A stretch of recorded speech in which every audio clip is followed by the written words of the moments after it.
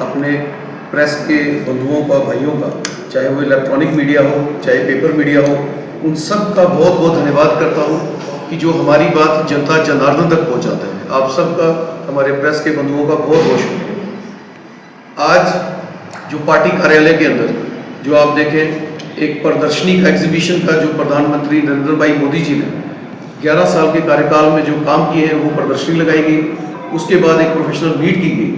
तो आज जो मैं ज़रूर कहूँगा कि जो 11 साल का कार्यकाल संकल्प सिद्धि तक का प्रधानमंत्री जी का जो 9 जून को शुरू हुआ है, इसके लिए मैं पूरे देशवासियों को बहुत बहुत बधाई पेश करता हूँ। इस कार्यकाल में जो मैनिफेस्टो में जो प्रोग्राम्स, जो वादे भारतीय जनता पार्टी की ओर से किए गए थे, वो पूरे किए गए। आज आप देखें, मैं कुछ दिन पहले की बात करूंगा कि यहाँ जो हादसा पहलगाम के अंदर बीता, उसके बाद जो हमारे देश की आन बान और शान नरेंद्र भाई मोदी जी ने कहा था कि जहाँ जहाँ से भी आतंकवादियों के कैंप है उनको ध्वस्त किया जाएगा, और उन्होंने किया। उसके चलते जो इंडो पाकिस्तान वार 3-4 दिन की चली, उसके अंदर जो हमारे पुंछ में जो बहुत जानी और माली नुकसान हुआ, तो उसमें जितने भी हमारे जो स्टेट से लीडरशिप यहाँ आई, जिसमें हमारे स्टेट के प्रेसिडेंट सत शर्मा जी और उनकी सारी टीम, उनसे भी हमने आग्रह किया, रिक्वेस्ट की। साथ ही में उनके जो हमारे leader of opposition Sunil Sharma ji, उनकी पूरी टीम, मनिंदर सिंह सिरसा जी, वो और उनकी पूरी टीम दिल्ली से, तो हमने ये उनसे रिक्वेस्ट की थी कि हमारे पुंछ के अंदर जो नुकसान हुआ है उसकी भरपाई तो नहीं हो सकती, मगर जो लोग शहीद हुए हैं उनको नौकरियां दी जाए, एक एक उनके परिवार के घर के एक एक सदस्य को, जिसमें हमारे डिस्ट्रिक्ट यूनिट की तरफ से हमने चौधरी गनी साहब ने और पूरे यूनिट ने उनसे दरख्वास्त की थी और उन्होंने उसको पूरा किया। हम इस पे हमारे देश के प्रधानमंत्री नरेंद्र भाई मोदी जी का और साथ में हमारे देश के होम मिनिस्टर अमित शाह जी का भी बहुत बहुत शुक्रिया अदा करते हैं कि उन्होंने हमारी मांग को पूरा किया। और पुंछ के अंदर जो एक देखा गया था कि हमारे जो डैमेज मकान है, मूवेबल प्रॉपर्टीज है या पार्शल, उसकी भी एक कमी आई थी कि जो पैसा कम दिया जा रहा था, हमने उनसे ये जरूर रिक्वेस्ट की थी उसको बढ़ाया जाए, और वो भी हमारे देश के प्रधानमंत्री नरेंद्र भाई मोदी जी ने वो ऐलान किया, जो फुली डैमेज है उसको 2 लाख और जो पार्शल है उसको 1 लाख दिया जाए। इससे हम उनका बहुत बहुत शुक्रिया अदा करते हैं। और मैं आज फिर से नरेंद्र भाई मोदी जी से जरूर अपील करूंगा कि इसमें भी अगर दोबारा से कुछ पैकेज डिस्ट्रिक्ट पुंछ और राजौरी के लिए जो दिया जाए, ताकि ये जो 2 लाख और 1 लाख इस जो पैसा है इसको बढ़ाया जाए, ताकि हम इसके लिए भी हम जरूर ये बात करेंगे। हमारी अपील है डिस्ट्रिक्ट पुंछ की तरफ से, जितने भी हमारे डैमेज मकान है, पार्शल है, उसकी जो धनराशि है उसको बढ़ाया जाए इसी पे। और आज हमारे साथ में बताऊँ आपको, जम्मू से आए हुए हमारे स्टेट के कोऑर्डिनेटर संकल्प सिद्धि के लिए पवन सिंह जी भी यहाँ मौजूद हैं, यहाँ पे चौधरी अब्दुल गनी जी भी मौजूद हैं, हमारे साबका प्रेसिडेंट राजेश रैना जी भी हैं, और सारी डिस्ट्रिक्ट की टीम यहाँ है। इसके बाद में रिक्वेस्ट करूंगा चौधरी अब्दुल गनी जी से वो आगे शेयर रखें।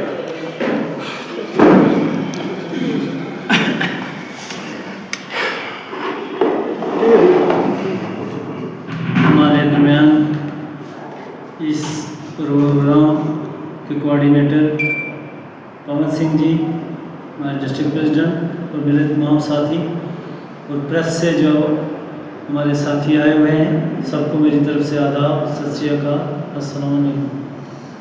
आज 11 साल बेमिसाल जो मोदी साहब की अचीवमेंट हैं, उस पर पूरे भारतवर्ष के अंदर, हर ज़िला के अंदर, हर मंडल के अंदर डिबेट्स हो रही हैं, और वो चीज़ें आम आदमी तक पहुंच रही हैं।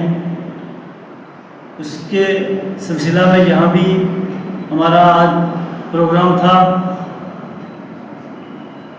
सबसे पहले हम मुल्क के प्रधानमंत्री को सलूट पेश करते हैं कि हमारी आन बान शान मुल्क की जो थी, वो किसी भी मुल्क की आन बान शान तभी कायम रह सकती है जब उस मुल्क का सरबराह किसी दूसरी कंट्री जो पड़ोसी हैं, जो बार बार इस मुल्क के अंदर आंखों में आंख डाल के उनको वो जवाब दिया जा सके जो ईंट का जवाब पत्थर से था, हमने प्रॉक्सी वार जब से शुरू हुई थी तब से देखा है कई बार किलिंग हुई, जिसमें हमारे हिंदू भाई, मुस्लिम भाई, सिख भाइयों की कुर्बानी यहाँ लगी, लेकिन कभी भी इस तरह जवाब नहीं दिया गया जिस तरह चाहे पुलवामा का अटैक हो और सर्जिकल स्ट्राइक के तौर पे भारत ने एक ज़बरदस्त पैगाम दिया कि हमारे मुल्क के अंदर कोई भी ताकत अगर मदाखल करनी चाहेगी तो उसको ईंट का जवाब पत्थर से दिया जाएगा। इसी तरह जब हमारे निहत्ते शहरों पर पहलगाम के अंदर उन लोगों ने आके उन निहत्ते शहरों को कत्लेआम किया तो हमारे मुल्क के प्रधानमंत्री ने उनके पाकिस्तान के उन दहशतगर्द के ठिकानों 9 ठिकानों को तबाह किया, जो कि एक ज़बरदस्त जवाब था, करारा जवाब था पाकिस्तान को, और एक पैगाम था कि अगर दोबारा आप ऐसी हरकत करोगे तो वो वक्त दूर नहीं कि आप सफा हस्ती से मिट जाओगे। इसलिए हमारे देश में कभी भी मुदाखलत ना करें। और जो ऑपरेशन सिंदूर के तहत यहाँ ऑपरेशन सिंदूर लॉन्च किया गया और उसके लिए मैं अपनी बहादुर अफवाज को भी मुबारकबाद देता हूँ कि जिन लोगों की वजह से आज देश का सर ऊंचा है और पूरा देश अपनी फौजों के साथ खड़ा है। नरेंद्र मोदी साहब ने जब से वो प्राइम मिनिस्टर बने पहला काम उन्होंने किया कि इस मुल्क की 60 से 70% वो पॉपुलेशन जो देहात में हो या शहर में हो, जो गरीबी की रेखा से नीचे जिंदगी गुजर बसर करते हैं, उन लोगों को कैसे ऊपर उठाया जाए। और उन्होंने उसके लिए हमारा देश जो है सबसे ज़्यादा जो है वो खेती बाड़ी पर मुनहसर है। उन्होंने खेती बाड़ी के लिए उनको वो बीज खरीदने के लिए 6,000 रुपया हर गरीब हर एग्रीकल्चर से जो तल्लक रखने वाला था उसके अकाउंट में 6,000 रुपया 2014 से आज तक मुसलसल आ रहा है।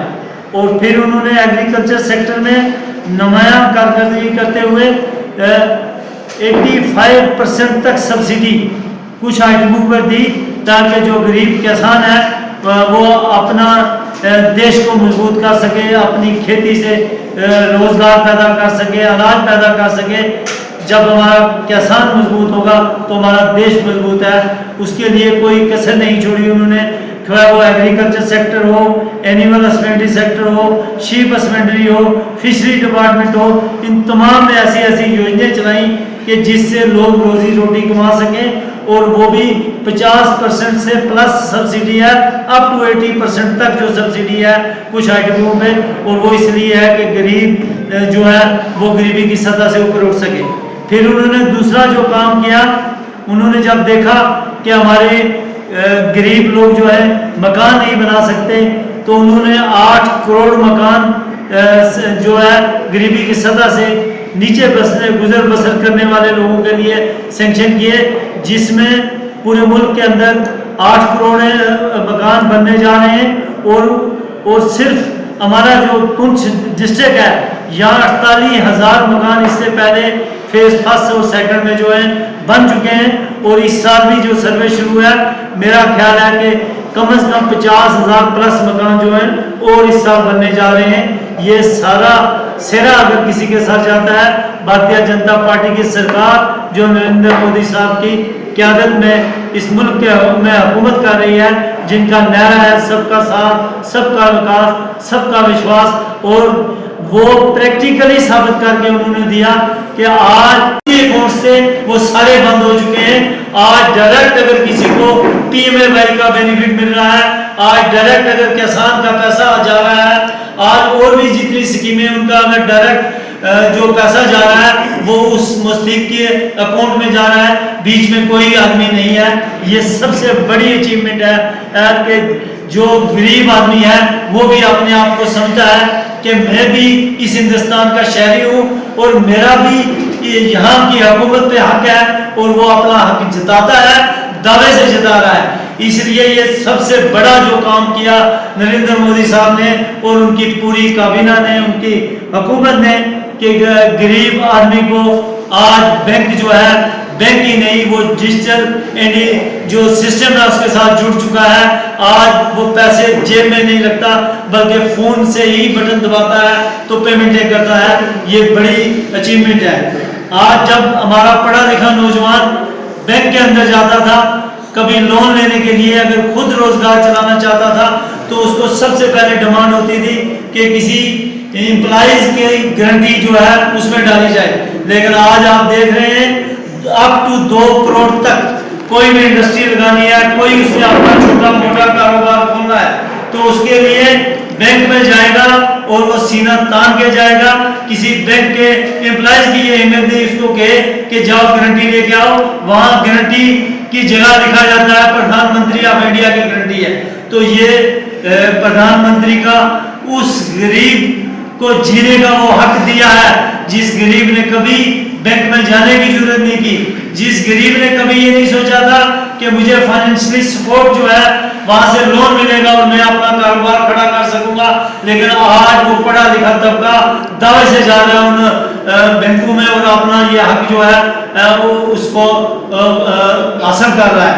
उसके अलावा हमारे प्रधानमंत्री ने जब देखा कि हमारे लोग जो बिजली का दिन ब दिन जो है बिजली का किराया जो है बढ़ रहा है, और उन्होंने एक स्कीम चलाई सोलर सिस्टम जो है उसके लिए बैंक जो है 60 से 90% उसमें सब्सिडी है कुछ स्कीमों में, और बैंक जो है 100% उसमें 95% जो है वो लोन बैंक करता है, और वो भी प्रधानमंत्री की गारंटी पे। आज वो आदमी 7,000 रुपया लेके जाता है, 1 किलोवाट का जो सोलर प्लांट का है वो वहाँ खरीद के अपने घर पे लगाता है, और उससे वो बिजली आ रही है। उसकी बिजली जो है ग्रिड स्टेशन पे भी जा रही है, और उसका जो वो किराया जो चार्ज किया जाता था, जैसे कि आपने देखा होगा जब इस साल 2024 का असेंबली का इलेक्शन हुआ 320 रुपए किराया दिया जाता था, 375 रुपए किराया दिया जाता था। आज अभी मुझे लोग कह रहे थे कि 1,000 रुपए का बिल आ रहा है। ये इस हमारी सरकार जिसने ये वादा किया था 200 यूनिट बिजली हम फ्री देंगे, ये उनकी कारकर्दगी है। इसलिए उसके अलावा बहुत सारी ऐसी योजना है हमारी रियासत के अंदर 2 या 3 नेशनल हाईवे थी, कोई उसके अलावा नहीं थी। आज हमारी रियासत के अंदर कई हजार करोड़ की नेशनल हाईवे, और पुंछ को भी एक नेशनल हाईवे जम्मू से जोड़ा गया, और दूसरी नेशनल हाईवे जो है वो श्रीनगर से जोड़ा जा रहा है, जिसके लिए फंडिंग हो चुकी है और बीआरओ को रोड भी हैंड ओवर हो चुकी है। आज आप देख रहे हैं हमारे रियासत के अंदर 8 मेडिकल कॉलेज है, जहां कल तक 500 सीटें थी हमारे एमबीबीएस बच्चों के लिए, आज वहां वो बढ़ के 1300 सीटें हो चुकी हैं। हमारे 1300 डॉक्टर एक साल में दिए भाइयों, लेकिन इसको लेकर फिर राजनीति हो रही है। आपने देखा होगा कि प्रोटेस्ट भी शुरू हो गया, जो सरकार कहीं ना कहीं उसको खत्म करने के चक्कर में। देखिए, जो तमाम भारतवर्ष में पार्टियां हैं, भारतीय जनता पार्टी को छोड़ के वो राजनीति भी करती है। भारतीय जनता पार्टी सिर्फ एक ऐसी पार्टी है जो लोगों को साथ लेकर, जैसे बड़ी साहब ने कहा, सबका साथ सबका विकास, सबका प्रयास से भारत श्रेष्ठ भारत कैसे बने उस विषय पे चर्चा करती है और काम करती है। तो दूसरी पार्टियों का होता है ये 60 साल आगे भी गुमराह किया है पूरे हिंदुस्तान को जाति धर्म में बांट के, तो उस सब को विराम लगाते हुए एक फैसला जिसको हमने एक नाम दिया 11 वर्ष बाद, संकल्प से सिद्धि, कि जो हम वादा करते हैं उसको निभाते भी, कि जिस रोड का हम शिलान्यास करेंगे उद्घाटन करेंगे उसको खत्म करके उसका अनावरण भी हम करेंगे। ये संकल्प से सिद्धि कहा जाता है। जैसे पार्लियामेंट में 370 दफा को 5 मिनट के अंदर हटा दिया गया, जो कि लगभग 70 वर्षों से एक किस्म की जम्मू कश्मीर के लोगों को बेड़ी में निकला हुआ था। उसका मकसद यही था कि कश्मीर से आतंकवाद खत्म करना, कश्मीर से पत्थरबाज खत्म करना। तो कश्मीर में जो एक काल पे कहते थे कि आज कश्मीर बंद, कल कश्मीर बंद, कश्मीर बंद, उस पर विराम मिला। इसी तरह से एक सपना था लगभग 500 वर्ष से राम मंदिर, राम मंदिर पूरी राजनीति खेली जाती थी, करता कोई नहीं। भारतीय जनता पार्टी की सरकार जब आई, उन्होंने अपने इस काल में भव्य राम मंदिर का निर्माण किया। वो आपके सामने सब कई ऐसे कानून थे जो हमारे समाज के लिए ठीक नहीं थे, हमारी महिलाओं को भी ठीक नहीं थे, उस पर भी अमल करते, उस पर अमेंडमेंट की। ये मोदी सरकार का विजन है, विजनरी पार्टी है। और खुद ब खुद यहाँ पे उमर अब्दुल्ला साहब अभी चंद दिन पहले कटरा में वंदे भारत ट्रेन का कश्मीर तक जो रेल बना उसका उद्घाटन नरेंद्र मोदी जी द्वारा किया गया।